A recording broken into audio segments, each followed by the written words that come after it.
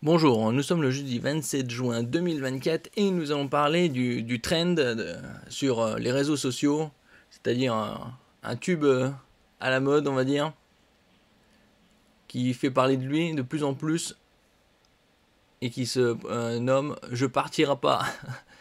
C'est une référence à un OQTF nord-africain qui s'est fait expulser, enfin reconduire chez lui. Et ça, c'est le tube de l'été d'après certains. Lucille Como, François Saltiel. François, dans votre monde connecté, vous revenez sur un hymne raciste qui circule activement sur les réseaux sociaux en ce moment. Son titre, Bon, d'après eux, c'est raciste, mais bon, ça concerne que les OQTF. Hein.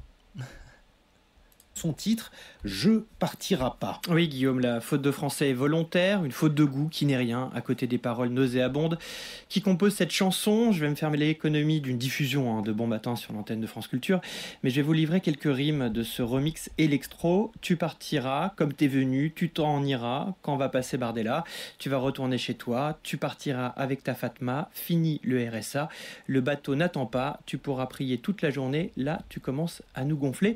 J'arrête là, des propos xénophobes, racistes, diffusés en boucle sur X, TikTok et YouTube. La vidéo a été vue des millions de fois dans la fachosphère et cruelle magie des algorithmes. Elle remonte progressivement à la surface des fils d'actualité de nombreux utilisateurs qui se trouvent exposés à ce chant illustré par une vidéo. On y voit la silhouette d'une jeune femme derrière une platine de DJ. Le morceau est signé d'une certaine Grazy Girl et sa première diffusion remonte au 21 juin, jour de la fête de la musique. On peut lire également l'intitulé Bar de la musique, sans que le leader du Rassemblement national ne soit a priori lié à ce contenu. L'allocution « Je partirai pas » est une référence à une autre vidéo de 2023 qui montre une personne menottée par des policiers forcée à monter dans un avion. Elle répète sous la contrainte « Je partirai pas ». Ce cri est donc devenu pour les auteurs du remix le symbole d'une victoire, celui des expulsions de territoire et de la lutte contre l'immigration. Les paroles sont énoncées par... Ouais, la lutte contre l'immigration, il ne faut pas non plus déconner, puisque cette personne était sous OQTF, donc c'était spécifique. Les paroles sont énoncées par une voix féminine et seraient générées par un programme d'intelligence artificielle. Vous voyez ici la problématique d'un double anonymat, à la fois celui des auteurs de la publication et du champ robotique qui participe au sentiment de déshumanisation. Ce militantisme à la forme musicale est particulièrement viral et suscite de nombreuses déclinaisons sur TikTok puisque la plateforme se prête à la pratique des remixes et autres déclinaisons. Les utilisateurs véhiculent donc des idées extrémistes et s'en donnent à cœur joie.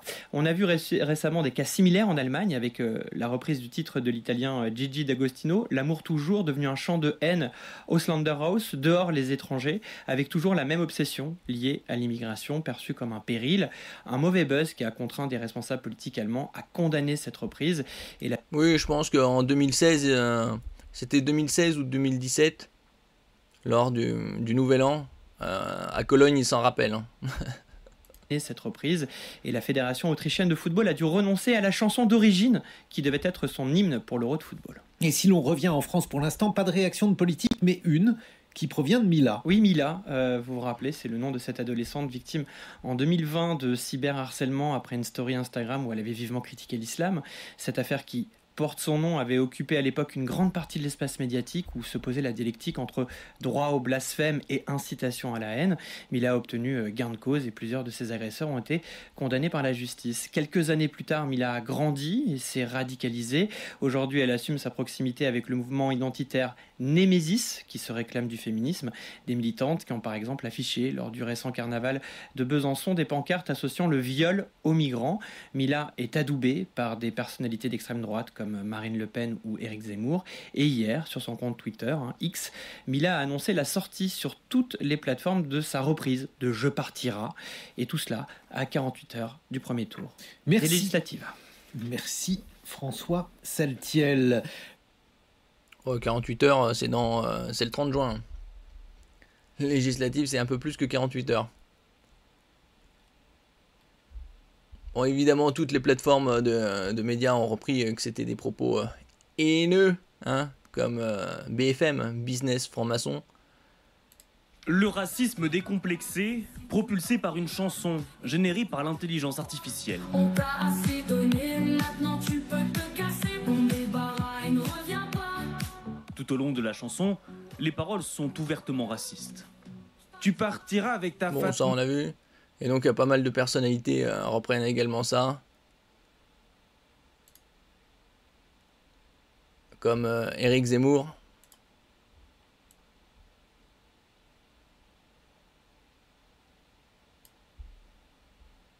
Et notamment par Éric Zemmour. Je partirai pas si tu partiras. SOS Racisme a décidé de Il y déposer a une Adolphe plainte dedans, pour hein. provocation à la haine raciale. TikTok a retiré le morceau de sa plateforme, mais elle circule toujours sur X. Précision importante, le Rassemblement national n'a revendiqué aucun lien avec cette chanson.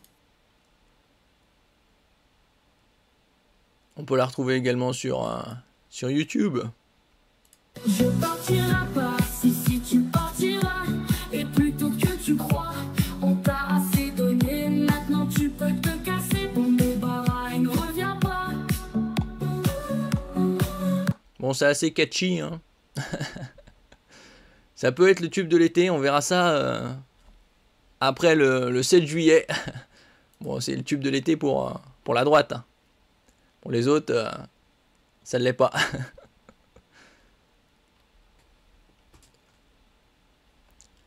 Merci pour votre écoute. N'oubliez pas de mettre un j'aime, un commentaire, de partager et de vous abonner à la chaîne. À la prochaine fois.